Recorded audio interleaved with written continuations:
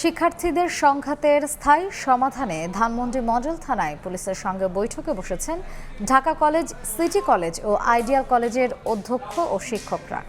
এ মুহূর্তে সেখানে আছেন সহকর্মী সাদিকুর রহমান। বিস্তারিত জানতে সরাসরি যাচ্ছি তার কাছে।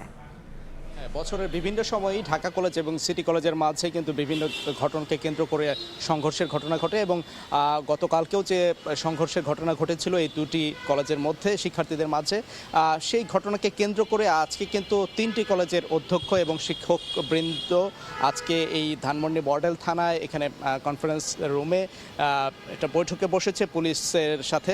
পুলিশের যিনি রমনা জোনের ডিসি আছেন তার সঙ্গে বৈঠকে বসেছেন এবং একটি সিদ্ধান্তে উপনীত হওয়ার জন্য এবং করণীয় নির্ধারণের জন্য যে এই যে তিনটি কলেজের শিক্ষার্থীদের মাঝে যে বিভিন্ন সময় সংঘর্ষের ঘটনা ঘটে সেটা যেন স্থায়ীভাবে বন্ধ হয় এবং এটা একটা সমাধান তারা চান। এই জন্য তারা করণীয় ঠিক করতে আজকে বসেছেন।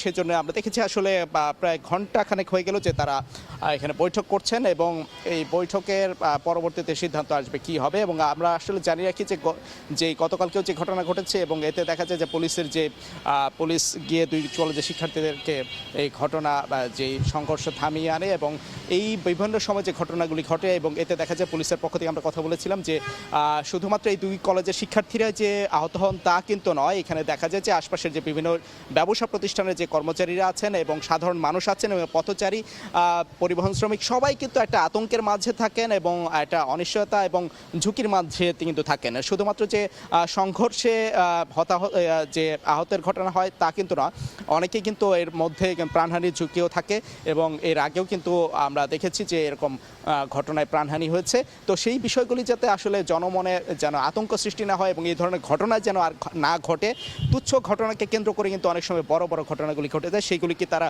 পর্যালোচনা করছেন এবং সবগুলি দেখে এই শিক্ষকদের প্রতিনিধি এসেছেন এবং অধ্যক্ষরা এসেছেন, তারা কিন্তু একসাথে বসেছেন। আমরা দেখেছি যে বসে এটা করণীয় নির্ধারণ করবেন। তবে এখানে কিন্তু আমরা কোনো ছাত্র প্রতিনিধিকে আমরা দেখিনি।